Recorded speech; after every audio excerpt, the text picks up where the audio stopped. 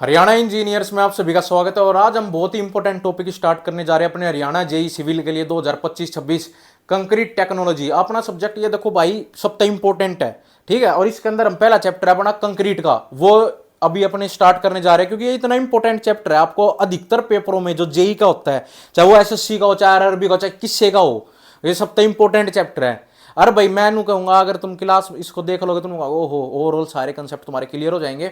वैसे अगर अपनी सिविल इंजीनियरिंग की बात करें तो वो इतना था ज्ञान होता है, उसको चाहे तुम किसी लेवल तक ले जाओ वो सारा खत्म नहीं हो सकता कितना ही पढ़ लो।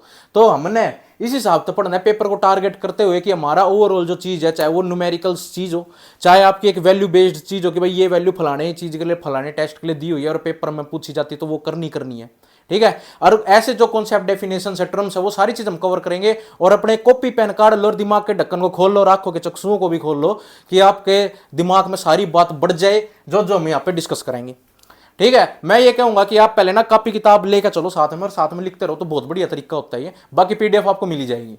तो पहले आपका चैप्टर आ जाएगा कंक्रीट टेक्नोलॉजी के अंदर कंक्रीट। तो सारा देखो कंक्रीट टेक्नोलॉजी, तो हम कंक्रीट की बात करेंगे। हम यहाँ फालतू किसी चीज की बात नहीं करेंगे, जिसकी बात हमने करनी थी वो मोस्टली चैप्टर हमने खत्म कर दिया। ब्रिक्स, टिम्बर, पेंट वगैरह सब आप देख सकते हो पीछे, नहीं तो ऐप पे जाके, हमारा जो ऐप है वहां पे जाके आप कोर्स ले सकते हो पूरा का पूरा, और with in detail, with test, with PDF, सब कुछ वहां पे डाल रखा है, ठीक है। वो हम लास्ट में बात करेंगे, अभी तुम क्लास लो प्यार से, ठीक है भाई। पहुंच गए सारे, जुड़ गए, चलो। अब देखो कंक्रीट क्या होता है शब्द। कंक्रीट का एक शब्द होता है कि हम इस शब्द को यूज करते हैं अपने कंस्ट्रक्शन लाइफ में, सारा करता धरता यही है, ठीक है। अब इससे सारी चीज बने, ए टू जेड लेंटर डला है, इससे डल जाए, तो ये है क्या। मैंने तुम्हें अभी पहले वाली वीडियो में बताया सीमेंट, तो सीमेंट इनका बाप है, ठीक है। तो सीमेंट क्या होता है, हम सीमेंट में कुछ चीजें और मिला देते हैं, सैंड वैंड एग्रीगेट, तो उससे क्या होता है एक पेस्ट तैयार हो जाता है। और वो पेस्ट के अंदर कई तरह की ताकत होती है, ठीक है। वो ताकत अपनी डिफरेंट तरह की चीजें प्रॉपर्टीज प्रोवाइड करा देती है कंक्रीट को, जो हमें चाहिए होती है एक स्ट्रक्चर को बनाने के लिए। तो वो जो पेस्ट तैयार होता है उसे हम कंक्रीट बोल देते हैं। अब उसके अंदर क्या क्या ऐसी चीजें डाल देते हैं, देखो जो मोस्टली जो आपका ये सब होता है इन सब के अंदर हम डाल देते हैं आपका एक एग्रीगेट होता है। आपने देखा होगा यार मजदूर मसाला बना हुआ था, हमने घर गुरु बनता तो देखा ही होगा, ठीक है। तो वो जो घर वर तुम बनाते हो, ठीक है, उसके अंदर तुम क्या क्या मसाले में क्या क्या गिरता देखते हो। एक तो होते हैं रोड़ी बजरी, देखते हो, एक होता है क्रेशर, और दूसरी होती है सीमेंट।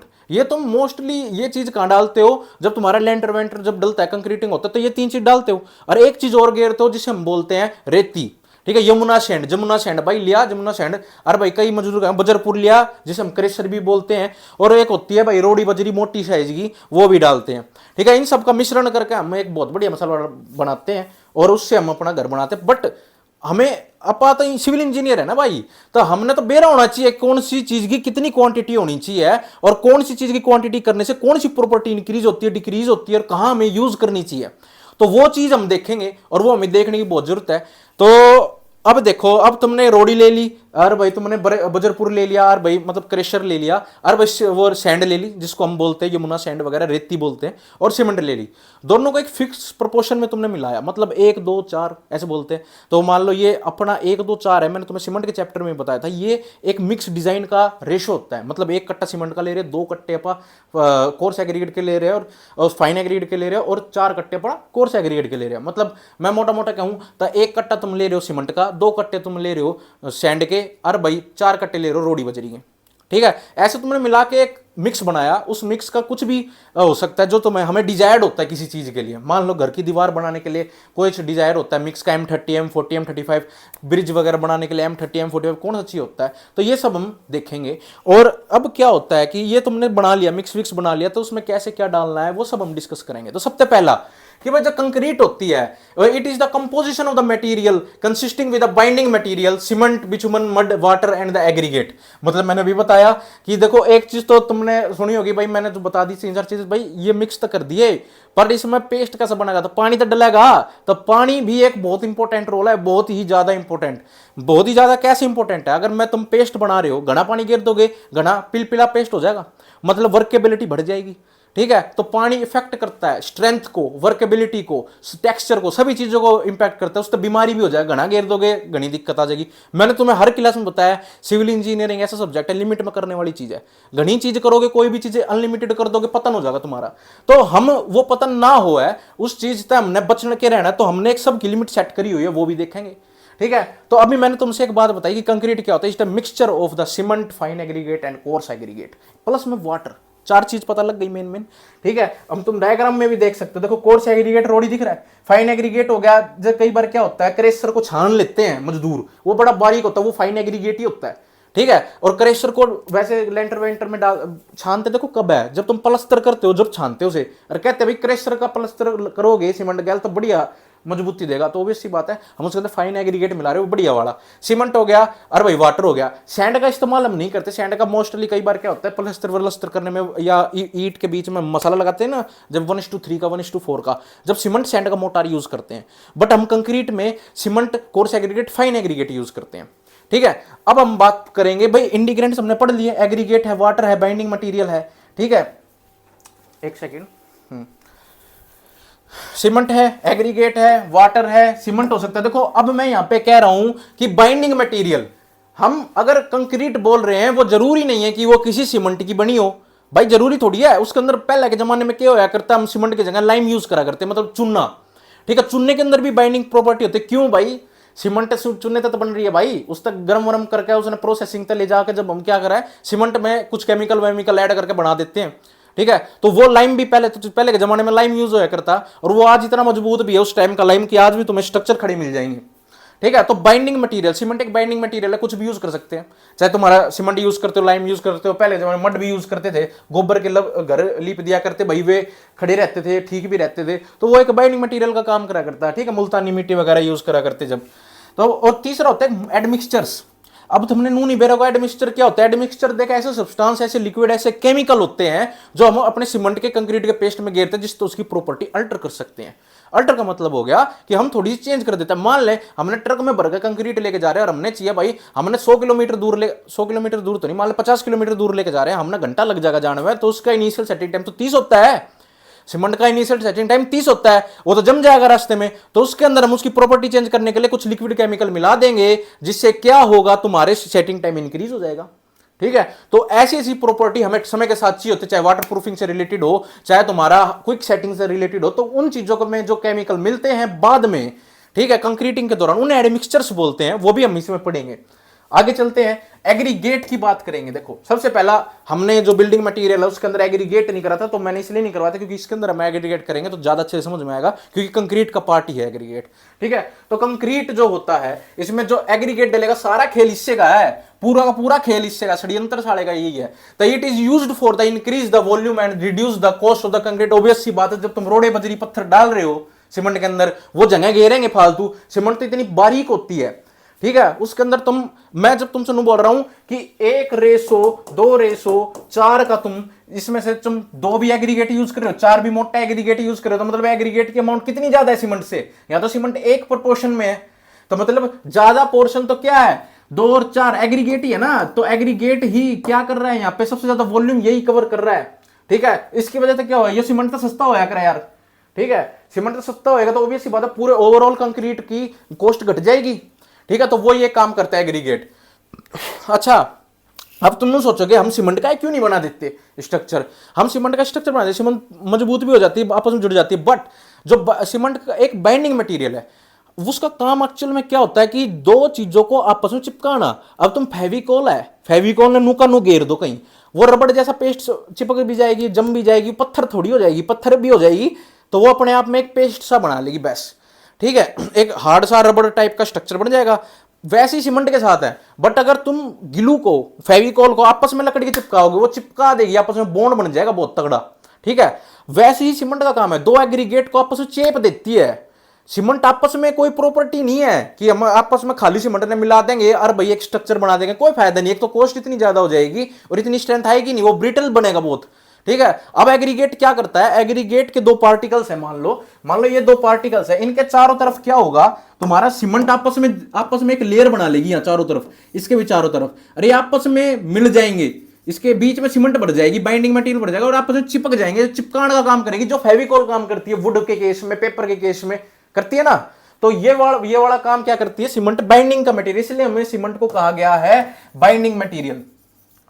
ठीक है, तो हमें यह पता चला इससे कि it increase the volume and reduce the cost of the concrete and it increase the strength and reduce the shrinkage. Obvious सी बात है, मैंने तुम्हें बताया था सीमेंट की प्रॉपर्टी होते हैं श्रिंकेज होना, श्रिंक होना टाइम के साथ में, क्योंकि उसके अंदर वाटर है, कल को मॉइस्चर वो वेपर बन जाएगा, उससे क्या होगा, वो साउंडनेस होती है, मैंने तुम्हें बताया था प्रॉपर्टी होती है साउंडनेस, जिसमें से सीमेंट एक्सपैंड होती है और कॉन्ट्रैक्ट होती है। तो वैसे ही सीमेंट की प्रॉपर्टी भी होती है एक और, श्रिंकेज होना टाइम के साथ।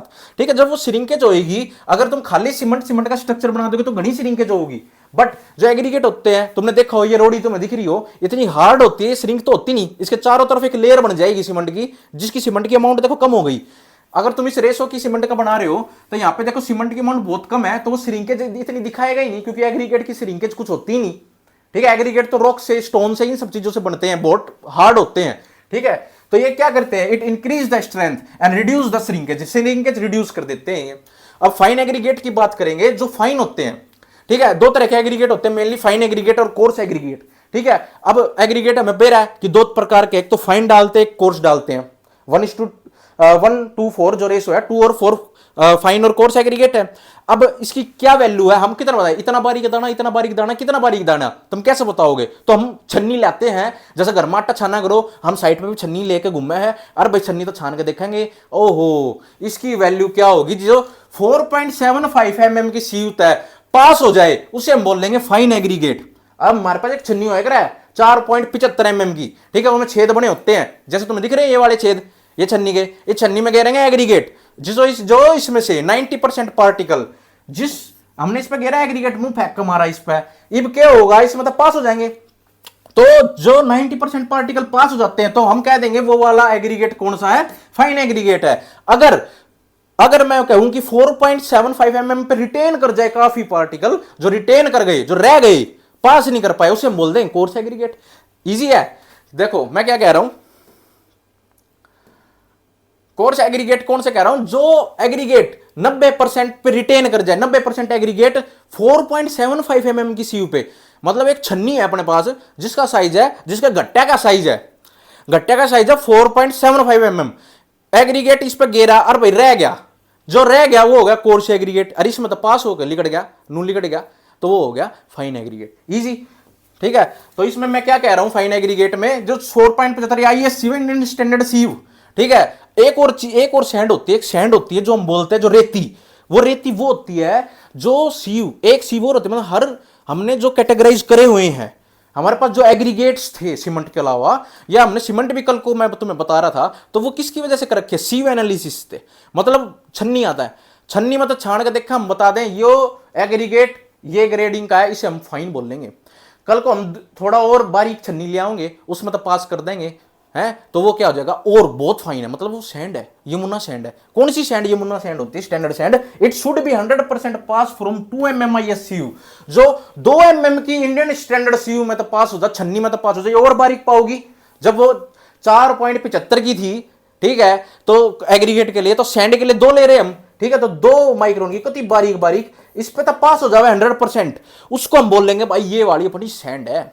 ठीक है, सैंड का यूज करते हैं मोस्टली प्लस्तर वलस्तर में, मोर्टार बनाने में काम आती है। ठीक है, आगे चलते हैं कि क्लासिफिकेशन ऑफ द सैंड, थोड़ा सैंड के बारे में पढ़ लेते हैं। ठीक है, तो सैंड क्या होती है कि जो कोर सैंड किसको बोल लेंगे, जो 4.75 से लेके 2, ये क्या है, ये सीयू का साइज है, मतलब जो सीयू के साइज में तो पास हो जाए, मतलब कि 4.75 से लेकर 2 के बीच में जिसका साइज रहता है उसे कोर्स सैंड बोलते हैं, और जो 2 से लेकर 0.24 के बीच में रह जाएगा उसे मीडियम सैंड बोलेंगे। ये दोनों चीज कहां यूज होती है, कंक्रीट वर्क में हम इसको यूज कर सकते हैं, क्योंकि ये मोटे हैं। ठीक है, मोटे हैं। अब मैंने कहा ये बारीक सैंड जो 2 तक पास हो जा, वो होती है ना बारीक सैंड, उसे कहां यूज करेंगे, मैंने बोला प्लस्तर करने में। तो वही बात आ गई यहां, जो हमारी कहां यूज होगी, मोस्टली जो 2 से या 0.75 से लेकर उस तक कम किया 0.075, जैसे 75 माइक्रोन भी बोलते हैं, तुम्हें पढ़ने को मिलेगा 75 माइक्रोन तक की सैंड को बोलते, 2 तक लेकर 75 माइक्रोन तक फाइन सैंड। इसे मशीनरी वर्क, जो मशीनरी नहीं होता, ईंट का ब्रिक का काम होता है, ठीक है, उसे हम यूज कर लेंगे उसमें। और जो इससे भी बारीक होगी, हम प्लास्टिक वर्क में बाकी हम सैंड यूज कर ही लेते हैं, मोस्टली इंडियन में जो काम होता है, पर इसको एक्चुअल में जो हम बारीक तबारीक यूज करने की कोशिश करें, जो 75 माइक्रोन से भी डाउन चली जाए, जो 75 माइक्रोन से भी डाउन चली जाती है सैंड, उसको हम प्लास्टरिंग में यूज करते हैं। ठीक है, प्लस्तर करने में। आगे बात समझो, ये वैल्यूज याद कर लेना, कभी आ जाए तो, बाकी आई नहीं है ये हरियाणा में। तो फंक्शन ऑफ द सैंड, अब सैंड का फंक्शन क्या होता है, increase the volume of concrete, ये कंक्रीट की वॉल्यूम बढ़ा देती है सैंड, ठीक है। रिड्यूस श्रिंकेज, इस श्रिंकेज को रिड्यूस, मैंने तुम्हें बताया इसकी प्रॉपर्टीज है, याद कर लो कि श्रिंकेज को रिड्यूस कर देती है sand. Reduce the consumption of the cement, अब ये जो सारे एग्रीगेट और सैंड के सेम सेम है। Improve the strength of concrete, strength भी इंक्रीज कर देती है। Reduce the void of the concrete, अच्छा मैं तुम्हें वॉइड का कंसेप्ट समझाऊं तो वॉइड का मतलब तुम समझते हो कैसे, मान लो ये दो एग्रीगेट है, फलाना एग्रीगेट, ढिकड़ा एग्रीगेट और एग्रीगेट, फलाना एग्रीगेट, ये एग्रीगेट है, ये कुछ एग्रीगेट है इस तरीके से पड़े हैं। अब इनके बीच में जो ये स्पेस होगा, ठीक है, ये वाला जो तुम्हें स्पेस दिख रहा है, ये स्पेस क्या होता है, यही तो वॉइड होता है महाराज। हमें यही भरना है, क्या करना है हमें, ये सीमेंट तय या कोई भी इसका फाइन एग्रीगेट है, हम क्यों घेरते हैं, हम हर तरह का ग्रेड का एग्रीगेट घेरने की कोशिश करते हैं अपने कंक्रीट में। वो इसलिए ही करते हैं कि कल को मोटे मोटे एग्रीगेट है तो छोटा एग्रीगेट इसके बीच में फंस जाएगा ना, ठीक है। हमने अपने एग्रीगेट की ग्रेडिंग के अंदर हमने क्या रखा, कोर्स एग्रीगेट तो रखा ही रखा, उसके अंदर फाइन एग्रीगेट भी रखा जो 4.75 mm की सीव तक पास हो गया, वो फाइन एग्रीगेट था, हमने वो भी घेर दिया। वो क्या होगा, ये मान लो 4.75 पर रिटेन हो गया था, तो ये वाला जो पास हो गया था इसके अंदर फिल हो जाएगा ना। ऐसा नहीं होता है कि अगर हम कोई कंक्रीट बनाते हैं उसमें हमने कोई एग्रीगेट घेर दिया, जो कोर्स एग्रीगेट था, रोड़े घेर दिए, अब हम उसके अंदर सैंड घेर रहे हैं या हम उसके अंदर फाइन एग्रीगेट घेर रहे हैं, तो ये नहीं होगा रोड़े के ऊपर गिर जाएगी, वो रोड़ा के अंदर जो वॉइड्स होगा उसके अंदर भर जाती है, ठीक है। हमें वो वॉइड्स भरने जरूरी है क्योंकि कल को वही वॉइड्स हमारी स्ट्रेंथ की इसी तीसी कर देंगे। अब यहां मान ले ये था अपने बड़े बड़े हमने बोल्डर्स घेर दिए थे कंक्रीट में, ये वॉइड्स एम्प्टी रह गई, अब क्या होगा, कल को कहीं भी कंप्रेशन या टेंशन लगेगा तो ये यहीं तक क्रैक होके पड़ जाएगी, ठीक है, यहीं से क्रैक हो जाएगी, अपना स्ट्रक्चर यहां तक क्रैक होगा और यहां तक पड़ जाएगा। तो इसी चीज को अवॉइड करने के लिए इनके बीच में भी बॉन्ड बन जावे, इसके बीच में भी और इसके बीच में भी बॉन्ड बना है, तो हम इसके बीच को फिल करने की कोशिश करते हैं, इसकी जगह बीच की फिल हो जाए। तो वो क्या करते हैं, इस तो छोटे साइज के फिल करेंगे ना, तो उसके लिए हम कॉम्पैक्शन भी करते हैं, वाइब्रेशन भी करते हैं, ठीक है। तो वो करने बहुत जरूरी है क्योंकि हमारी स्ट्रेंथ अफेक्ट करती है। तो ऑब्वियस सी बात है, अगर मैं फाइन एग्रीगेट यूज कर रहा हूं, सैंड यूज कर रहा हूं, तो स्ट्रेंथ इंक्रीज कर रही है ना अपनी कंक्रीट की। तो यहां पे हमने पॉइंट इसलिए तो लिखा है महाराज कि जो हमारी इंप्रूव स्ट्रेंथ कौन सी करती है, कंक्रीट करती है, कंक्रीट की क्या, सैंड कर देती है। Reduce the void of the concrete, तो यहां पे वो ही बात आ गई कि आपके कंक्रीट के वॉइड्स रिड्यूस हो गए, स्ट्रेंथ इंक्रीज हो गई, श्रिंकेज इंक्रीज डिक्रीज हो चुकी है, और भाई तुम्हारा वॉल्यूम भी इंक्रीज हो चुका है। आगे हम बात करेंगे बल्किंग ऑफ सैंड। अब तुमने सैंड गेरनी चालू करे दी है कंक्रीट में, तो तुम एक चीज और समझो कि सैंड की बड़ी एक बुरी आदत है कि वो थोड़े से मॉइस्चर के कारण फैल जाए, चौड़ी हो जाए, ना मैं 10 किलो थी मैं 15 किलो दिखूंगी नू, तो वो कैसे हो जाता है, उसे हम बोलते हैं बल्किंग ऑफ सैंड। थोड़ा सा हम क्या करेंगे, उसमें पानी का छिड़का मार देंगे, कुछ परसेंटेज ऑफ वाटर उसको हम दे देंगे, या मॉइस्चर पकड़ लगा बारिश की वजह से, तो वो अपना साइज इंक्रीज कर लेती है, वॉल्यूम इंक्रीज हो जाता है, जिससे तुम्हारा क्या होता है कि सैंड गड़बड़ कर देते हैं। हम उसको फिर अब यूज करेंगे कंक्रीटिंग में, तो उसका वेट अलग आएगा, वॉल्यूम में करेंगे उसका वॉल्यूम अलग आएगा, तो गड़बड़ हो जाती है। तो अब क्या करेंगे, बल्किंग ऑफ सैंड का टॉपिक समझो, यही मतलब है इसके अंदर कि सैंड की बुरी आदत। बल्किंग ऑफ सैंड क्या है, when the dry sand come into the contact with moisture, मतलब कि एक सूखी सैंड थी, कल को भाई उसको मैंने बाहर खुलने में छोड़ा, जब क्या होता है सैंड को बाहर की हवा लग जाए, वो चौड़ी हो जाए घनी, अरे वो चौड़ी हो जाए तो वो मॉइस्चर ने ले लिया, तो इसलिए हम इसने दबा के रखने की कोशिश करें, पर बाकी आजादी तो देनी चाहिए सबको। तो व्हेन द ड्राई सैंड को जब आजादी मिली तो उसको मॉइस्चर पकड़ में ले लिया अपने, नुका आ जा बेटे, ठीक है। तो क्या हुआ, मॉइस्चर आया और उसको जकड़ लिया। जब ये सैंड के पार्टिकल थे बेटे, तो ये सैंड के पार्टिकल क्या हुआ, इसके चारों तरफ मॉइस्चर की एक लेयर बना लेंगे, मॉइस्चर जो है इसके चारों तरफ एक लेयर बना लेगा। अब ये जब तुमने मॉइस्चर की जो लेयर बनाई, ये आपस में कोई गैप इसको ना रिपेलेंट करेगी, मतलब गैप बना लेगी। एक पार्टिकल जो पहले चिपका रहा था, ठीक है, अब इसके आगे जो लेयर बन जाएगी गैप बना लेगा।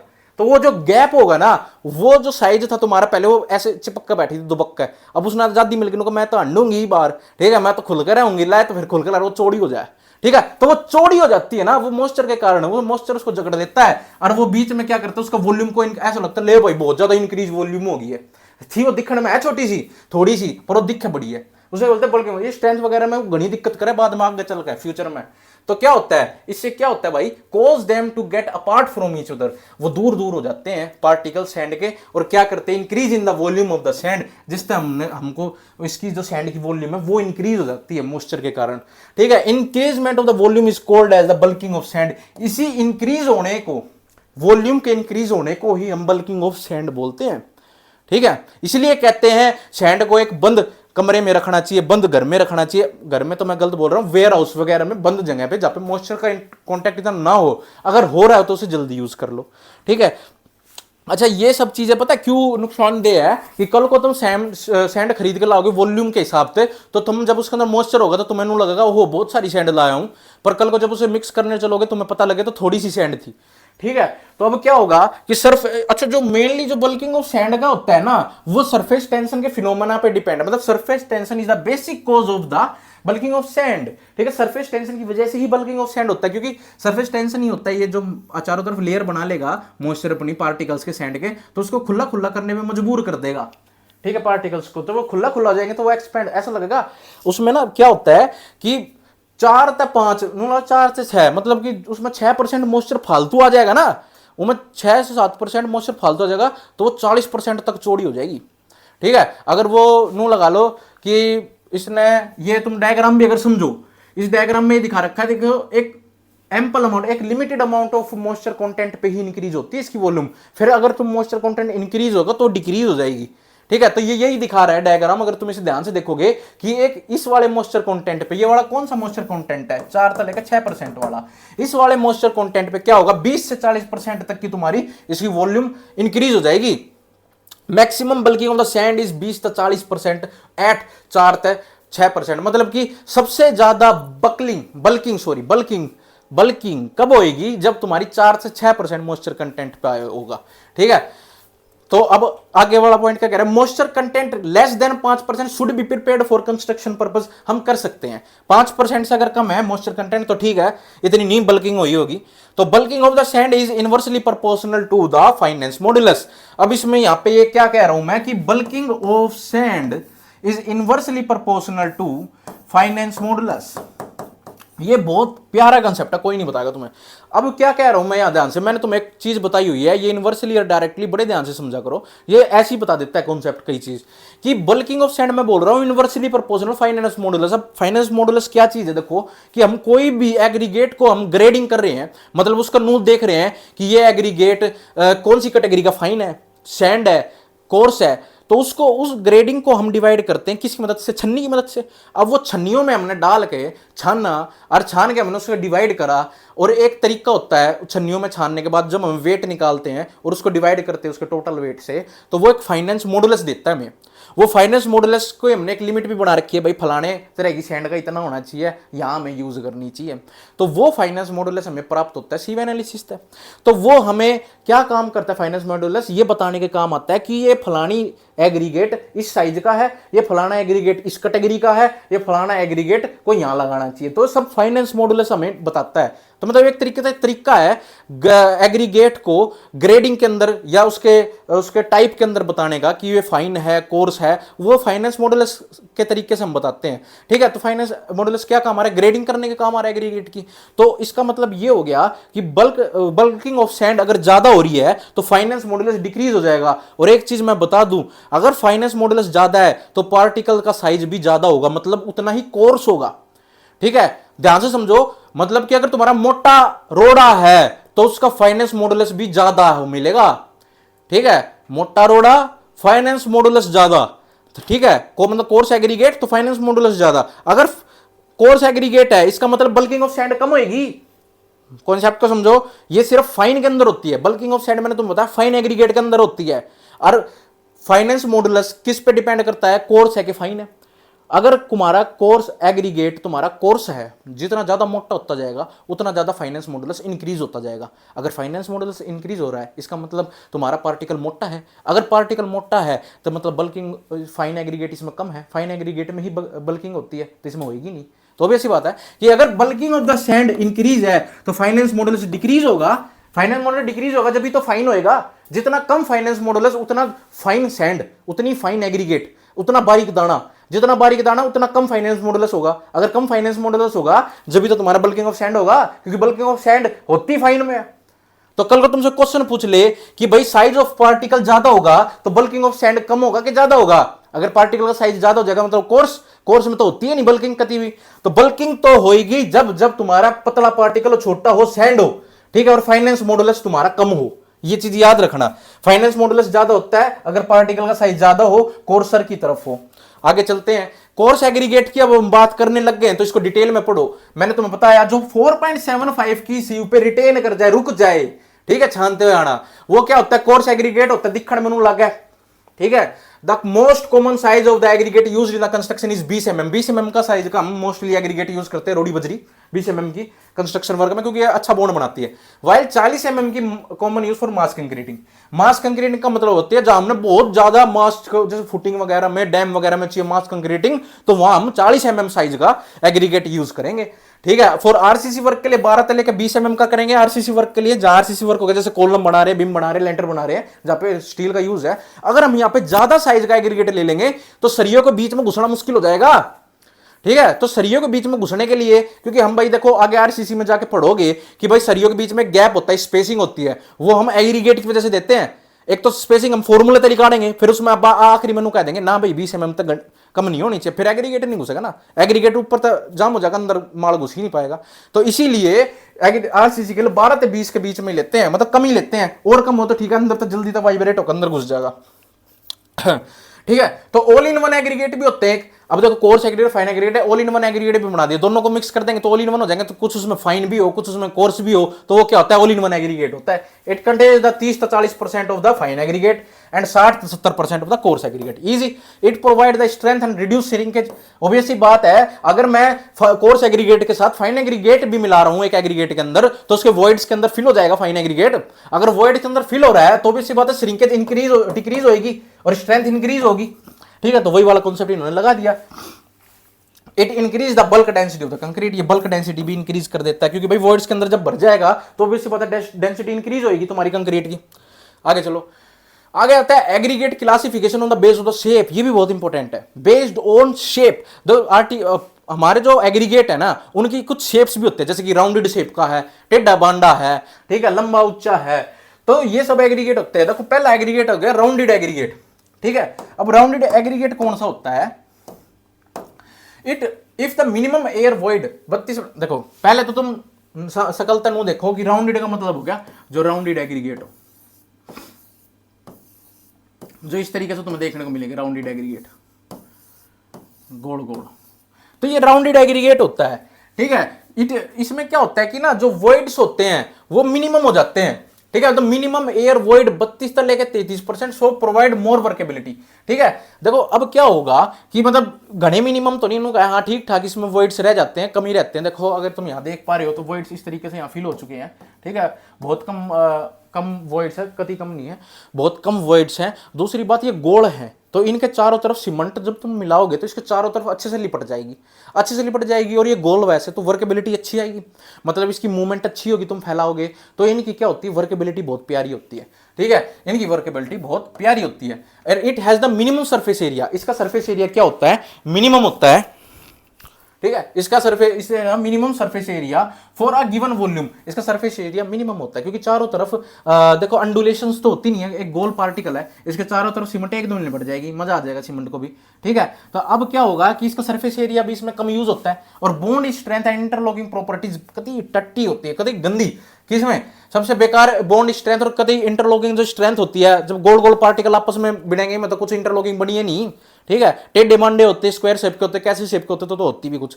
अब गोल पार्टिकल्स है, इनके चारों तरफ तो यहां तक देखा लगा नहीं सौदा, ठीक है, आसपास लगा, थोड़ा बहुत लगा पार्टिकल्स के, तो यूं लगा लो बॉन्डिंग स्ट्रेंथ बनती नहीं।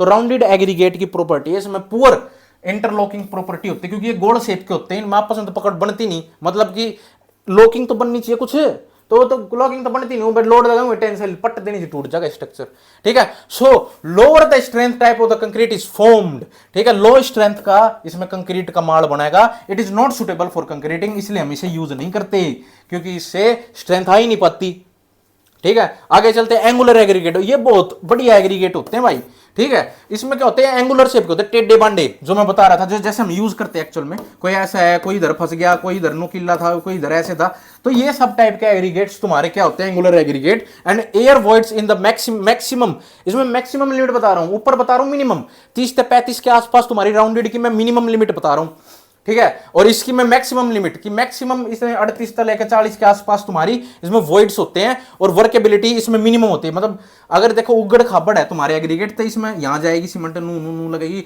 तो बहुत ज्यादा सरफेस एरिया कवर करना पड़ेगा सीमेंट के पेस्ट को, और यहाँ पे वर्केबिलिटी कम आएगी क्योंकि ये राउंडेड नहीं है, ये मूव भी नहीं कर पाएंगे अपने उस पर। तो ये इतने वो होते हैं अंडे फंडे कि इसके अंदर क्या होता है वर्केबिलिटी, हमें इसमें पानी भी ज्यादा यूज करना पड़ता है, ठीक है, सीमेंट को इसमें चारों तरफ लगाने के लिए। बट मैंने तुम्हें बताया कि ये नुकीले होते हैं, कहीं से एंगुलर शेप होती है इनकी, तो इनमें लॉकिंग अच्छी हो जाती है, फंस जाते हैं एक दूसरे में और ये बॉन्डिंग बहुत अच्छी बना लेते हैं। अब जब इनकी बॉन्डिंग इतनी अच्छी होगी तो ऑब्वियसली बात है स्ट्रेंथ अच्छी आएगी।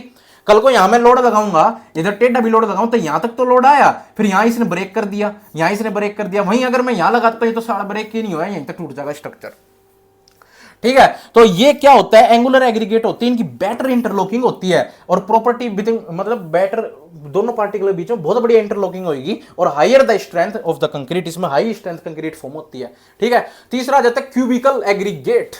क्यूबिकल, तो क्यूबिकल एग्रीगेट इस टाइप के क्यूब की शेप में होंगे, ठीक है, इस तरीके से अरेंज हो जाएंगे तुम्हारे एग्रीगेट इसमें, ठीक है। तो ये जो एग्रीगेट तुम्हें देखने को मिल रहे हैं कि इसमें भाई अगर हम साचे पे साचा बढ़िया रखा जा रहा है तो ऑब्वियस सी बात है कि इसके अंदर गैप नहीं आ रहा, वॉइड्स बहुत कम है, मतलब सबसे कम वॉइड्स इसी में होते हैं, सबसे कम कोई पूछे तो।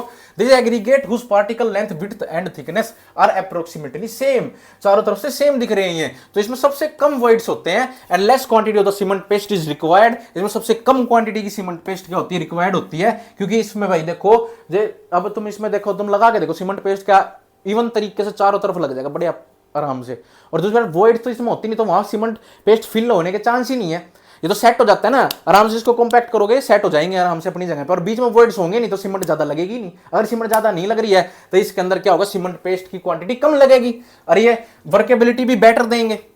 The strength of the concrete which is made up of the cubical aggregate is more than the other aggregate, सबसे ज्यादा स्ट्रेंथ इन्हीं एग्रीगेट की होती है, क्योंकि ये इस तरीके से जैसे जाते हैं आराम से एक के ऊपर, अगर सीमेंट भी कम यूज होते हैं घनी यूज कर देंगे तो और अच्छी स्ट्रेंथ आ जाएगी इसमें, ठीक है। फ्लैग की एग्रीगेट्स की बात करेंगे, फ्लैग की एग्रीगेट्स क्या होते हैं, चपटे चिप्स की तरह, देखो याद रखो, चिप्स मतलब फ्लैग की एग्रीगेट, कुरकुरे मतलब तुम्हारे हो गए अलोंगेटेड एग्रीगेट, अलोंगेटेड एग्रीगेट कुरकुरे जैसे दिखेंगे लंबे लंबे, ठीक है, और चिप्स जैसे कौन से दिखेंगे, फैले हुए पतले, वो होंगे फ्लैग की एग्रीगेट, ठीक है। तो फ्लैग की एग्रीगेट क्या होता है, an aggregate is said to be a flaky when its least dimension is less than 3/5, less than 3/5, ठीक है। ये तुम्हारी स्टैंडर्ड डेफिनेशन है, ये तुम्हें पेपर में लिखी मिल जाएगी।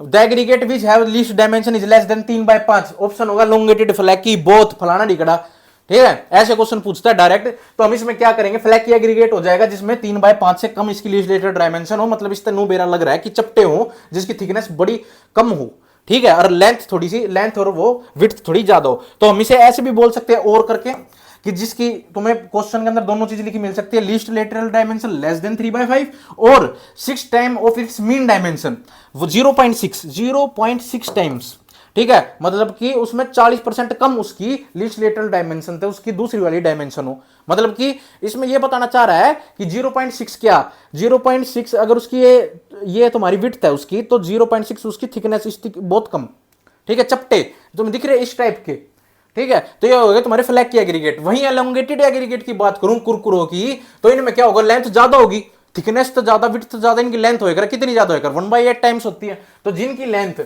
The length is greater than 9/5, greater than 9/5 and और करके मैं बोल सकता हूं या 1.8 times of the mean dimension, उसके अंदर कितना था 0.6 times of mean dimension flaky के अंदर, और एलोंगेटेड के अंदर आ जाएगा 1.8 टाइम्स ऑफ मीन डायमेंशन। आगे चलते हैं नोट्स के अंदर कि the maximum percentage of the elongated और the flaky aggregate in concrete should be not be greater than 15 से लेकर 20%। ये कुछ नोट्स हैं, तो मैंने कई बार देखने को मिला एमसीक्यू में, तो मैंने यहां डाल दिया कि मैक्सिमम परसेंटेज ऑफ एलोंगेटेड और द फ्लैकी एग्रीगेट 15 से 20% ज्यादा नहीं होनी चाहिए, ठीक है। इससे ज्यादा क्वांटिटी होगी तो तुम्हारी स्ट्रेंथ बिगड़ जाएगी कंक्रीट की, 15 से 20% ज्यादा नहीं होनी चाहिए, ठीक है। Flaky and elongated test for aggregate are not performed in aggregate size smaller than 6.3, ठीक है। तो 6.3 तक कम साइज का तुम्हारा एग्रीगेट नहीं होना चाहिए टेस्ट जब हम परफॉर्म करें। तो ये सब कुछ बातें थी बेतुकी सी। आगे चलते हैं, ऑर्डर ऑफ स्ट्रेंथ की अगर हम बात करें, ऑर्डर ऑफ स्ट्रेंथ की जब हम बात करेंगे एक सेकेंड, ऑर्डर ऑफ स्ट्रेंथ सब तो मैंने अभी तुम्हें पढ़ाया कि सबसे ज्यादा स्ट्रेंथ किस में रहेगी, क्यूबिकल में रहेगी, फिर तुम्हारा रहेगा क्रशिंग में, फिर तुम्हारी रहेगी राउंडेड में, फिर रहेगी तुम्हारी फ्लैकी में। सबसे ज्यादा किसमें? क्यूबिकल में होती है, फिर क्रैश मतलब एंगुलर में रहेगी, फिर राउंडेड में रहेगी, फिर फ्लैकी। फ्लैकी में सबसे कम, याद रखना फ्लैकी में क्या होगी? सबसे कम रहेगी। हाँ ठीक है। तो अब क्या होगा, एग्रीगेट की अगर हम बात करेंगे कि कौन से एग्रीगेट कहां से प्राप्त होते हैं, कहां पाए जाते हैं, तो वो चीज देखो एक बार। तुम्हें डायग्राम भी अगर देख रहे हो प्यार था, तो ये डायग्राम देखो कि इसमें तुम्हें पता लग जाएगा शेप का। एंगुलर ऐसे होते हैं, राउंडेड ऐसे होते हैं, फ्लैकी ऐसे होते हैं, एलोंगेटेड ऐसे, और ये सब ऐसे होते हैं। तो अब राउंडेड की अगर मैं बात करूं, ये रिवर वगैरह में तुमने देखा हो, तुम नहाने वाने गए हो, हरिद्वार गए हो, ऋषिकेश गए हो, तो वहां पे गोल गोल पत्थर पड़े मिलते हैं। ठीक है, तो वो गोल गोल पत्थर कैसे बनते हैं? वो रिवर्स के अंदर ऊपर तक बह के आते हैं ना, तो पानी के कटाव के कारण ना वो शेप गोल गोल ले लेते हैं। हाँ, तो अब क्या होता है कि फ्लैकी राउंडेड में क्या जो रिवर्स से बनते हैं मैंने बता दिया। एंगुलर के अंदर क्या होता है? एंगुलर जो क्रैश्ड रॉक्स वगैरह, स्टोन वगैरह होती है, वहां से क्या बनेगा? तुम्हारा एंगुलर एग्रीगेट बनेगा। एक सेकंड, फोन आ रहा है, हाँ काट दिया। तो अब इसमें क्या होता है कि ये एंगुलर एग्रीगेट सबसे तुमने बताया था जो रॉक्स वगैरह होते हैं वो वहां तक बनते हैं। और मैंने ये बताया था कि रिवर से कौन से राउंडेड पाए जाते हैं? फ्लैकिक जो लेमिनिकेटेड रोड होती है। अब मैंने तुम्हें बताया था रॉक्स वाले चैप्टर में, अगर तुमने पढ़ा हो, लेमिनिस्टेटेड रॉक कौन सी होती है? लेमिनेशंस हो, जिसमें चद्दरें हों, और वो क्या होती है? चपटी चपटी होती है, जब वो टूटते हैं ना चिप्स निकालती हैं, आलू चिप्स। तो मैंने बताया फ्लैकी मतलब चिप्स, एलोंगेटेड मतलब कुरकुरे। ठीक है, तो उसका याद रखना। तो चिप्स की फॉर्मेट में तो भी इस बात है लेमिनिस्केटेड रॉक थी, उसके अंदर तुम्हें मिलेगी। और पार्शियल राउंडेड तुम्हारी पिट्स और गड्ढे, इन सब के अंदर तुम्हारी पार्शियल राउंडेड या इरेगुलर शेप की गड्ढों में से मिलेगी। तो ये सब थी कहां से क्या मिलते, कभी कभी आ जाए, इजी है ये। तो टेस्ट ऑफ एग्रीगेट, ये इंपॉर्टेंट चीज आ गई कि वेरियस टेस्ट कौन कौन से हैं आप सबके एग्रीगेट के लिए। ठीक है, तो वो हम देखते हैं। तो पहला टेस्ट आप सभी का कि test of aggregate crushing strength test. ठीक है, तो आपको मशीन कुछ इस प्रकार की देखने को मिलेगी कि आपने देखो पॉलिटेक्निक में हो या डिप्लोमा में या बीटेक में हो, तो आपने करीबी हो देखो टेस्ट। ठीक है, जिसके अंदर इस तरह की आपको मशीन देखने को मिलेगी। तो इसमें क्या होता है, इस टाइप का तुमने एक कंटेनर होगा, उसको हम फिल कर देते हैं। 100 mm डेप्थ रहती है इसकी। ठीक है, एग्रीगेट का भर के, और इसको ऊपर से ऐसे प्लंजर सा होता है, उसको ऐसे दबाते हैं। लोड वगैरह आजकल ऑटोमेटिक आ गए हैं, बाकी जिसमें आपको लोड वगैरह सब बता देते हैं। तो उसमें क्या होता है, मेनली क्रशिंग स्ट्रेंथ क्या काम करता है? Compressive strength of aggregate find out करने में, मतलब कंप्रेसिव स्ट्रेंथ कितनी है एग्रीगेट की, ये पता लगाता है अपना क्रशिंग स्ट्रेंथ टेस्ट। तो apparatus for this is compression testing machine है इसका एपरेटस। और साइज ऑफ सीव कौन कौन सी यूज करते हैं इसमें? 12.5, 10 और 2.36। ठीक है, मोस्टली ना कभी तुम्हें एग्रीगेट जब हम टेस्टिंग के दौरान लेके जाते हैं ना, जो हम वहां पे एग्रीगेट का हम चुनते हैं टेस्टिंग करने के लिए, तो वहां 12.5 की mm की सीव यूज करेंगे। तो मोस्टली तुम्हें क्वेश्चन मिल जाएंगे, तो तुम इस पे भी लगा के आ सकते हो, कभी कंफ्यूज हो जाओ एमसीक्यू में कि 12.5 mm की सीव यूज करते हैं। और जब टेस्ट परफॉर्म हो जाए तो वहां पे 2.36 mm की सीव यूज करेंगे। परफॉर्म करने के बाद भी छानते हैं और पहले भी छानते हैं। ठीक है, तो ये चीज ध्यान रखना। हमने क्या करा, ये क्यों करा? कंप्रेसिव स्ट्रेंथ फाइंड आउट करने के लिए एपरेटस कंप्रेसिव टेस्टिंग मशीन है। ठीक है, क्रशिंग टेस्ट मशीन भी बोल देते कई बार इसको। तो इसमें क्या होता है, हम लोड लगाते हैं 4 टन पर मिनट के हिसाब से, 10 मिनट तक लोड लगाते हैं। तो अब फिर क्या करते हैं, लोड लगने के बाद चूरा होएगा, उस चूरे को निकाल लेंगे और हम छान के देखेंगे 2.36 mm की सीव में। और जो टोटल वेट था पहले, उससे जो हम छन के निकल गया, फिर 2.36 की सीव में से छन के निकल गया उसका वेट, डिवाइड बाय में जो शुरू में वेट था टोटल का, वो कर देंगे, एक वैल्यू आएगी, उसी को हम बोलेंगे क्रशिंग स्ट्रेंथ टेस्ट की वैल्यू। तो अब वो वैल्यू हमें अगर मिल रही है तो उसने हम डिसाइड कर सकते हैं फलाना एग्रीगेट कि कहां यूज कर सकते हैं हम उसको। ठीक है, तो कहां यूज कर सकते हैं वो इस टेबल में मैं बता रहा हूं कि फ्लेक्सिबल पेमेंट में वियरिंग सरफेस जो सबसे ऊपर होता है, वियरिंग सरफेस, वहां पे 30% का जो जिसकी वैल्यू हो क्रशिंग वैल्यू की, वहां वो एग्रीगेट यूज कर सकते हैं। और बाकी जो बिटवीन मैकडम में है वहां पे 40 और 50 भी चल जाएगा सोइलिंग में। फिर रिजिड पेमेंट की अगर हम बात करेंगे, वियरिंग कोर्स है जहां पे, तो वहां पे 30% का क्रशिंग वैल्यू चल जाएगा। और अदर वियरिंग कोर्स है वहां 45 चल जाएगा। लगभग आप देखोगे अगर तुम्हारे पेमेंट से रिलेटेड क्वेश्चन आ रहे हैं, बाकी से हम पढ़ेंगे हाईवे इंजीनियरिंग में, अगर क्वेश्चन आ रहे हैं तो वहां पे 30% के आसपास क्रशिंग वैल्यू रहती है तुम्हारी दोनों केस में। ठीक है, रिजिड हो चाहे फ्लेक्सिबल हो। आगे चलते हैं, इंपैक्ट टेस्टिंग मशीन तुमने देखी होगी। इंपैक्ट टेस्ट हम करते हैं। इंपैक्ट टेस्ट क्यों करते हैं? टफनेस फाइंड आउट करने के लिए, एग्रीगेट कितना टफ आदमी है। ठीक है, तो वो हम कैसे करेंगे? इंपैक्ट टेस्ट के लिए करेंगे। तो main aim to find out the toughness. तुम्हें मशीन दिख रही है, ये एक हथौड़ा होता है, इसको ऊपर उठाते हैं और फिर मुंह छोड़ देते हैं ऊपर से, फिर उठाते हैं, फिर छोड़ देते हैं, फिर उठाते हैं, फिर छोड़ देते हैं। हम इसको ऐसे टेस्ट करते हैं। नीचे एक सिलेंडर होता है जिसमें हम भर देते हैं रोड़ी बजरी, और ऊपर से इसको छोड़ते हैं। वेट होता है इसमें 14-15 किलो का कुछ। ठीक है, तो ये एपरेटस कौन सा होता है? इंपैक्ट टेस्टिंग मशीन यूज करते हैं। तो test specimen taken passing through 12.5। सबसे पहले स्पेसिमेन मैंने तुम्हें बताया था, जब तुम लेके आओ उसने उसका पतन करने तक लेके आओगे तो वो लेके आओगे 12.5 mm की सीयू में तो छान के, और जब पतन हो जाएगा उसके बाद 2.36 में पास करके देखोगे। तो अभी हमने किस में से देखा 12.5 mm की सीयू में था, और रिटेन होने चाहिए वो 10 mm की सीयू में से। जो रिटेन हो गए उसके में से ले आएंगे कोड़ी भर के और उन्हें घेर देंगे इंपैक्ट टेस्टिंग मशीन के सिलेंडर के अंदर। ठीक है, फिर क्या करेंगे हम इसको बीच में जचाएंगे।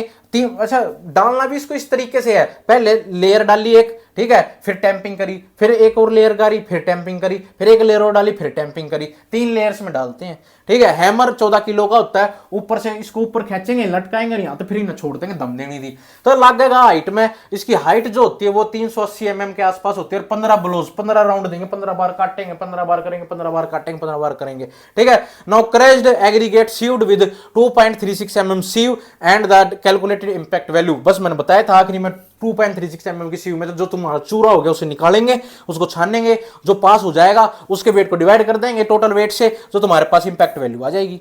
ठीक है, आगे होता है एग्रीगेट इंपैक्ट वैल्यू। क्या होती है देखो, मैक्सिमम वैल्यू WBM में जो म्यूरर यूज करते हैं पेमेंट वगैरह में, हम देखो मोस्टली यूज करते हैं इन सब चीजों में। पेमेंट पता है ना, रोड वोड बनाते जब यूज होती है, तो उसमें सब बेस कोर्स में 50 वैल्यू तक ले सकते हैं। ठीक है, और सीसी बेस्ड कोर्स में 45 वैल्यू लेते हैं, और वियरिंग सरफेस लाइक रनवे वगैरह जो हवाई जहाज के लिए होते हैं वहां 30 वैल्यू लेते हैं। तो तुम्हें यहाँ से वैल्यूज याद करनी पड़ेगी। WBM बेस सब बेस कोर्स में 50 वैल्यू लेते हैं इंपैक्ट टेस्ट की, सीसी बेस्ड बिल्डिंग कंक्रीट हो तो 45 है, और वियरिंग कोर्स लेते हैं और रनवे वगैरह तो 30 है। एब्रेजन टेस्ट के अंदर आ जाते हैं फटाफट। एब्रेजन टेस्ट क्या होता है कि it is aim to determine the abrasion, मतलब हार्डनेस। याद रखो, एब्रेजन टेस्ट हार्डनेस के लिए होता है, इंपैक्ट टेस्ट टफनेस के लिए होता है। ठीक है, डिफरेंस है, पेपर में आ जाता है कि टफनेस टेस्ट किसके लिए होता है, इंपैक्ट होता है, एब्रेजन होता है, क्या होता है, तो ये सब चीजें पता लगाओ। तो Los Angeles abrasion testing machine हम इस टेस्ट में यूज करते हैं, एब्रेजन टेस्ट में। और एब्रेजन टेस्ट क्या बताएगा, तुम्हारी हार्डनेस। ठीक है, हार्डनेस मतलब कितना हार्ड है सौदा। ठीक है, तो to determine the hardness and the abrasion resistance of the aggregate हमारे क्या फाइंड आउट करता है, एब्रेजन टेस्ट करता है। और find the percentage of the wear due to relative rubbing, मतलब कि हार्डनेस क्या होती है यार, दो एग्रीगेट है आपस में रब होएंगे और वो झड़ते नहीं जाते, टूटते नहीं जाते, क्रैक तो नहीं जाता। ठीक है, कितना इंपैक्ट आ रहा है, दोनों में रब हो रहे हैं आपस में, तो उसे हम बोलते हैं हार्डनेस कितनी है। तो हम इसे टेस्ट भी ऐसे ही करेंगे। या छोरी खड़ी है, ये क्या कर रही है, ये टेस्ट करने की कोशिश कर रही है, कैसे, एक सिलेंडर होता है ऐसे ऐसा डमरू सा, अब इसके अंदर हम क्या करेंगे, हम एग्रीगेटर लाके भर देते हैं, इसमें स्टील बॉल भी होते हैं वो भी घेर देते हैं, फिर इसमें राउंड देते हैं, 500 राउंड होते हैं, कितने राउंड होते हैं, और उसको हम राउंड में घुमाएंगे। तो हम क्या करेंगे, वो एग्रीगेट आपस में भिड़ाएंगे और वो रब होएंगे, रबिंग होएगी, तो उसकी हार्डनेस का हमें पता लगेगा भाई कितना के रब हो गया। तो यहां तक हमने बेरा लगाया कि wearing due to the relative rubbing action between the aggregate. ठीक है, आगे चलो, the size of the sieve used हमें पता है, बट इसमें डिफरेंस रखना, 12.5 mm की सीव तो हमने ले ली थी जिसमें तो पास हो गए, बट जब वो रब होके आएंगे मशीन में तब वहां 2.36 की नहीं लेंगे, 1.7 की लेंगे। इसमें 1.7 की यूज होती है, बाकी दोनों में 2.36 की यूज होती है। आ जाए क्वेश्चन कभी डीप है तो कर देना। तो एब्रेजन वैल्यू क्या हो जाएगी, wait of the aggregate passing through 7.5 mm divide by weight of the sample into 100, ये कर देंगे, या तो हमारे पास वैल्यू आ जाएगी। ठीक है, अभी मैं तुमसे एक शुरू में बकवास कर रहा था फाइनेंस मॉडुलस की, तो फाइनेंस मॉडुलस तुम्हें मैं बता देता हूं क्या, finance modulus is obtained by the adding the cumulative percentage of the mass retained on the each specific series of the सीव। इस लाइन को ध्यान से पढ़ोगे तब भी तुम्हें समझ में आ जाएगा कि ये एक परसेंटेज ऑफ द पासिंग होती है। मतलब हम एक सीव एनालिसिस करते हैं, सीव में सीव दिख रही है, इसमें सीव होती है 150 से लेके 150 माइक्रोन से लेके 80 mm तक। ये वैल्यूज देख लेना, लिखी हुई है, 150 माइक्रोन, 300 माइक्रोन, 600 माइक्रोन, 1.18 mm, 2.36, 4.75, 10, 16, 20, 40, 80, ये सीरीज होती है। इसी सीरीज में हम सीविंग करते हैं, इसमें एग्रीगेट गिर देते हैं, एक वाइब्रेटिंग मशीन में लगा के पैक करके उन्हें हिलाते हैं। ठीक है, हिलने के बाद क्या होता है, हर छन्नी पे कुछ ना कुछ एग्रीगेट बचेगा, हर छन्नी पर कुछ ना कुछ एग्रीगेट रिटेन होएगा। उस रिटेन हुए वाले एग्रीगेट को हम क्या करेंगे, कैलकुलेट करेंगे और उसका एक परसेंटेज क्यूमुलेटिव परसेंट काटेंगे, तो उसी चीज को हम फाइनेंस मॉडुलस बोलते हैं। ठीक है, ये एक तरीका होता है निकालने का, तुमसे क्वेश्चन नहीं आएंगे अपने जेईई में इसके निकालने के, बट इसके रिलेटेड क्वेश्चन आ सकते हैं। कैसे, तो मैं पूछ लेगा सीयू का साइज, मिड साइज कौन सा होता है, देखो तुम्हें दिख ही रहा है, यहाँ से मिड साइज देख लेना कौन सा होता है, और क्या सीरीज है इसकी, यहाँ लिखी हुई है सब। ठीक है, और कितनी कहां से कहां तक रेंज होती है, 150 माइक्रोन से लेकर 80 माइक्रोन तक। अभी मैंने तुम्हें पीछे से बताया था कि फाइनेंस मॉडुलस क्या काम आता है, ग्रेडिंग करने के काम आते हैं ना। एग्रीगेट छोटा है, मोटा है, बड़ा है, फाइन है, कोर्स है, ये बताता है कौन है, फाइनेंस मॉडुलस। अगर तुमने फाइनेंस मॉडुलस याद कर लिया तो तुम्हें एक वैल्यू याद होगी, मैं कह दूं फलानी वैल्यू एक्स, इसका ये कैसा एग्रीगेट है, तुम बिड़ता बता दोगे भाई कोर्स एग्रीगेट है, फाइन एग्रीगेट है। अगर तुम्हें वैल्यू की रेंज याद रहेगी फाइनेंस मॉडुलस की, तो फाइनेंस मॉडुलस क्या क्या होता है, अगर फाइनेंस मॉडुलस ज्यादा होगा तो पार्टिकल का साइज ज्यादा होगा, अगर पार्टिकल का साइज ज्यादा है तो इसका मतलब कोर्स एग्रीगेट है। वही बात जो मैं पहले बता रहा था, वही वाली बात मैंने यहां लिख दी है कि represent the average size of particle in the total aggregate. क्या बताता है फाइनेंस मॉडुलस, टोटल एग्रीगेट कितना है और इसमें किस साइज का एग्रीगेट प्रेजेंट है। ठीक है, साइज बता देता है एग्रीगेट का, ठीक है, ओवरऑल साइज, एवरेज साइज जो होता है। ठीक है, और क्या बताता है इसमें कि हमें कि ये जो काम करता है ना फाइनेंस मॉडल, ग्रेडिंग करने का काम आता है, तो इसकी एक वैल्यू दी हुई है, हमने काट लिए, टेस्ट करके देख लिया, एक वैल्यू बना दी, एक रेंज बना दी कि फलाने काम के लिए ऐसा एग्रीगेट यूज करना चाहिए या इसको हम फाइन एग्रीगेट बोलेंगे, तो वो ये रही। ठीक है, तो फाइन सैंड किसको बोलेंगे, जिसका फाइनेंस मॉडुलस 2.2 से 2.6 के बीच में हो, और मीडियम सैंड किसके बोलेंगे 2.6 से लेकर 2.9 हो। कोर्स एग्रीगेट किसे बोलेंगे, जिसका 2.9 से लेकर 3.2 के बीच में फाइनेंस मॉडुलस हो। फाइन एग्रीगेट बोलेंगे जिसका 2 से लेकर 35 हो, ये इंपॉर्टेंट है, 2 से लेकर 3.5 हो। ऑल इन वन एग्रीगेट का बोलेंगे 3.5 से लेकर 6 हो, कोर्स एग्रीगेट का बोलेंगे 6 से लेकर 8.5 हो। ठीक है, इन दोनों का तुमसे पूछ सकता है, और फाइन सैंड का पूछ सकता है 2.5 या तो बोल दे 2.5, तो सीधी वैल्यू 2.5 हो जाएगी। ठीक है, ऐसा होता है। आगे चलते हैं, आगे तुम्हारा है साउंडनेस टेस्ट। अब हमने देखो काफी टेस्ट कर लिया, माइग्रेट के सारे टेस्ट खत्म कर देंगे अभी। तो साउंडनेस टेस्ट क्या होता है, it aim to find out the durability of the battery. हमेशा जो साउंडनेस टेस्ट कहीं भी हो रहा है वो क्या बता रहा है, तुम्हें बता रहा है ड्यूरेबिलिटी क्या है उस चीज की, जिस चीज का हम साउंडनेस टेस्ट कर रहे हैं। ड्यूरेबिलिटी का मतलब क्या समझते हो, कि आसपास के वातावरण से तुम कितने टिकाऊ आदमी हो, तुम्हारी प्रॉपर्टी चेंज नहीं होती है। सामने वाले आदमी के साथ बैठ के तुम भी गाली गलौच देने लग जाओगे तो तुम ड्यूरेबल आदमी नहीं हो।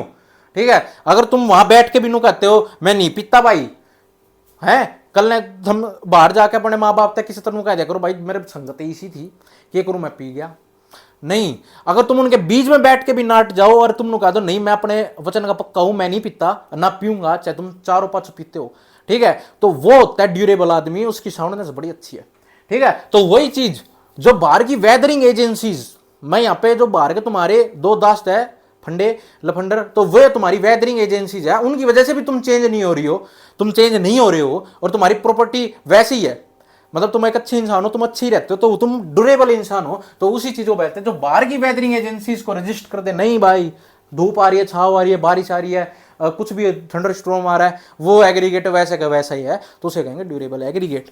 ठीक है, तो क्या चीज बता रहा है साउंडनेस टेस्ट, ड्यूरेबिलिटी बता रहा है। और इसमें क्या यूज होता है, सॉल्यूशंस यूज होते हैं, केमिकल्स जैसे सोडियम सल्फेट और मैग्नीशियम सल्फेट यूज करते हैं इस टेस्ट में। और percentage loss of percentage loss indicates the soundness, कितना परसेंटेज लॉस हुआ मटेरियल का इस सॉल्यूशन का, वो चीज हमें बताता है कि कितनी साउंडनेस है। ठीक है, बस इसमें याद रखो इसमें क्या परसेंटेज लॉस बताता है, और एक तो इसमें कौन से यूज होते हैं, सोडियम सल्फेट और मैग्नीशियम सल्फेट नाम के 2 सॉल्यूशन यूज होते हैं। अब स्पेसिफिक ग्रेविटी तो तुम्हें पता ही है, फिर भी मैंने यहाँ लिख दिया, स्पेसिफिक ग्रेविटी का तुम्हें फॉर्मूला पता ही होगा, unit weight of aggregate divide by weight of the water, 4 degree Celsius पे। अब कई बार पेपर में आ जाता है specific gravity of aggregate is equal to में unit weight of the aggregate divide by में आ जाएगा तुम्हारा weight of the water at 27 degree Celsius. तुम 27 लगा के आओगे, मैं कह रहा लिख के दे रहा 27 लगा के आ जाओगे, पर नहीं, एग्रीगेट का जो स्पेसिफिक ग्रेविटी वो हम 4 डिग्री सेल्सियस पे देखते हैं। ठीक है, एपरेंट स्पेसिफिक ग्रेविटी हमेशा ज्यादा होती है बल्क से। ठीक है, बल्क से ज्यादा कौन सी होगी, एपरेंट। कभी मत लगा के आना, कभी कभार पेपर में आया हुआ है ये वाला क्वेश्चन कि एपरेंट ज्यादा होती है बल्क ज्यादा होती है, तो एपरेंट ज्यादा होती है। ठीक है, आगे बताऊंगा एपरेंट भी क्या होते हैं, सोयल में पढ़ेंगे। तो अभी देखो शेप टेस्ट भी होता है, अब आखिरी कुछ टेस्ट पे अब आगे शेप टेस्ट। शेप मैंने तुम्हें बताया था, शेप के ऊपर सारी खानी है, स्ट्रेंथ शेप पे डिपेंड करती है, श्रिंकेज शेप पे डिपेंड करता है, तो शेप भी तो पता होनी चाहिए। उसका एक टेस्ट होता है जिससे जिसको हमने एक ये वाला तुम्हें देखो एंगुलरिटी नंबर निकालते हैं इस एपरेटस से, मतलब ये एपरेटस होता है जिसमें छेद बने होते हैं अलग अलग तरह के, इसमें हम पास करके देखते हैं। ठीक है, जिससे हमने एक एंगुलरिटी नंबर पता लगता है, उस एंगुलरिटी नंबर को भी हमने बताया हुआ है कि फलाना एंगुलरिटी नंबर इतना होना चाहिए। ठीक है, तो क्या होता है एक एंगुलरिटी नंबर काटते हैं, ठीक है, उससे हमें पता लगता है किस शेप का अपने पास एग्रीगेट है। It is the number which is used to determine the shape of the aggregate. Rounded aggregate particle has 0, मतलब एंगुलरिटी नंबर 0 होता है राउंडेड एग्रीगेट का, और जितना फ्लैकी होगा, जितना टेढ़ा बंडा होगा उतना ज्यादा फ्लैकीनेस नंबर होगा। वैसे फ्लैकीनेस नंबर 0 से लेके 11 तक हम करते हैं। अगर 11 है तो तुम कहोगे ये तो बड़ा टेढ़ा बंडा एंगुलर एग्रीगेट है, अगर राउंडेड है तो इसे हम कहेंगे गोल्ड। राउंड मतलब राउंड 0। ठीक है, तो ये आ जाएगा तुम्हारा एंगुलरिटी नंबर। तो इसमें क्या करते हैं, to determine the angularity number and flakiness index elongation index. ये क्या बताता है, ये apparatus तुम्हें क्या बताएगा, एलोंगेस इंडेक्स बताएगा, एलोंगेशन बताएगा, और तुम्हारी फ्लैकीनेस क्या हो गया, फ्लैकीनेस, और मैंने बताया था ना जो चिपस जैसा दिखे उसे फ्लैकी बोलते हैं, एलोंगेशन कुरकुरे जैसा दिखे। तो इस वाले apparatus से हमें पता लग जाता है किस टाइप का एग्रीगेट है, ठीक है। फ्लैकीनेस इंडेक्स और एलोंगेशन इंडेक्स क्या होता है, देखो फ्लैकीनेस इंडेक्स क्या होता है, the wait of the aggregate passing through the slot, इस स्लॉट में तब पास हो जाएगा वो वेट एग्रीगेट का जितना हम सैंपल करने के लिए लाए थे। सैंपल करने के लिए लाए थे तुम 10 एग्रीगेट, इतने एग्रीगेट, उसमें तो तुमने एक एक छाटा और गेरा, अब वो पास होता चले, मान लो उसमें तो 5 पास हो गए, अब तुम उसका क्या करोगे, ऊपर से जितने पास हो गए डिवाइड बाय में जितना लेके आए थे 5 डिवाइड बाय में 10, तो यहां तक क्या आ जाएगा 50%, तुम्हारा फ्लैकीनेस इंडेक्स हो जाएगा 50% इस हिसाब से। तो जनरल वर्क के लिए तुम्हारा फ्लैकीनेस इंडेक्स 35 तो ज्यादा नहीं होना चाहिए, ठीक है, 35% से ज्यादा तुम्हारा जनरल वर्क के लिए नहीं होना चाहिए। और जहां तुम्हारा वियरिंग कोर्स है, वियरिंग कोर्स का मतलब समझते हो क्या होता है, जहां से व्हीकल्स वगैरह जाते हैं, जहां पे रगड़ा लगता है, रगड़ा उसे हम बोलते हैं वियरिंग, मतलब जहां तुम्हारा रगड़ा लगेगा वहां तुम्हारा बहुत बढ़िया एग्रीगेट होना चाहिए, हार्डनेस उसकी बहुत अच्छी होनी चाहिए, तो वहां पे हमारा फ्लैकीनेस इंडेक्स और भी कम होगा, मतलब लगभग 15% से कम ही होना चाहिए वहां पे फ्लैकीनेस इंडेक्स। जब तुम्हारा वियरिंग कोर्स जैसे हाईवे हो गया या रनवे हो गया, हवाई जहाज उड़ते, तो वहां पे बहुत बढ़िया एग्रीगेट हम यूज करते हैं, ठीक है। तो ये सब हो गया तुम्हारे एग्रीगेट के बारे में बता दिया। अब हम आगे पढ़ेंगे कि सीमेंट के बारे में, और सीमेंट के टेस्ट पढ़ेंगे भाई, स्लम्ब टेस्ट, फलाना टेस्ट, वर्केबिलिटी के लिए क्या होता है, इंपैक्ट के लिए क्या होता है, कॉम्पैक्शन के लिए कौन सा टेस्ट होता है, तो हम सारी चीज पढ़ेंगे और सीमेंट इस कंक्रीट के चैप्टर को इसकी ऐसी तैसी कर देंगे, ठीक है। तो बढ़िया पढ़ो, ये तुम्हें पीडीएफ मिल जाएगी, कोई दिक्कत नहीं है। और जिसने अगर कोर्स वगैरह नहीं लिया है तो कोर्स ज्वाइन कर लो, तुम्हारा टू द पॉइंट कोर्स पूरा होएगा और बहुत बढ़िया होएगा। वहां पे टेस्ट है, टेस्ट मिल जाएगा कंक्रीट का तुम्हें कल या आज रात तक, तुम्हें कंक्रीट के वहां पे टॉपिक टेस्ट मिल जाएंगे, तो वहां पहुंच जाओ ऐप के अंदर और वहां टेस्ट वेस्ट दो, साथ में ऐसी वीडियोस देखो 1 नंबर की, और अपनी तैयारी को एनहेंस कर दो हरियाणा जेई के लिए, जेई साहब बन जाओगे, ठीक है। डेडिकेटेड पढ़ोगे तो जेई साहब लग जाओगे, ठीक है, ठीक है जेई साहब। और क्या रहेगा बस, अपने कंक्रीट के टेस्ट वेस्ट रहेंगे, थोड़े कंक्रीट के बारे में देखेंगे, वर्केबिलिटी बारे में देखेंगे, कंक्रीट को पढ़ देंगे, ठीक है। तो राम राम सभी को, आज इस वीडियो में इतना ही करते हैं, और कोई तुम्हारे डाउट हो तो कमेंट कर देना, और नहीं तो कमेंट में तुम्हारे डिस्क्रिप्शन में टेलीग्राम का लिंक मिल जाएगा, वहां जाओ, वहां जाके टेलीग्राम के ग्रुप को फॉलो कर लो, सारी चीज तुम्हें वहीं मिल जाएगी, ठीक है भाई। राम राम सभी को।